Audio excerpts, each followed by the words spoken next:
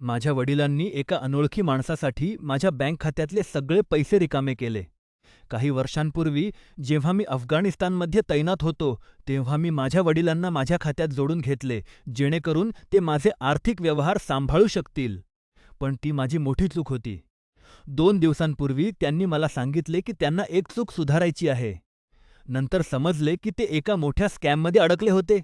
स्कॅमर्सनी असा दावा केला होता की त्याने त्यांना चुकून जास्त पैसे पाठवले आहेत आणि ते तातडीने परत हवे आहेत. मला एक शब्दही न सांगता माझ्या वडिलांनी माझ्या खात्यातून $10,000 काढले. त्यांनी त्यातील काही रक्कम बिटकॉईनद्वारे पाठवली आणि उरलेले पैसे यूपीएसद्वारे रोख पाठवले. खूप उशीर होईपर्यंत त्यांनी मला काहीच सांगितले नाही. मी बँकेत फोन केला, पण ते अधिकृत वापरकर्ता असल्याने बँक काहीच करू शकत नाही. पोलिसांनी मला सांगितले की ते पैसे आता कायमचे गेले आहेत. मी पूर्णपणे खचलो आहे. ते कित्येक वर्षांच्या कष्टाचे आणि त्यागाचे फळ होते, जे एका क्षणात नाही झाले. अगदी गेल्या आठवड्यातच मी त्यांना स्कॅम्सबद्दल समजावून सांगितले होते. मी फक्त कंगाल झालो नाही, तर मी प्रचंड धक्क्यात आहे.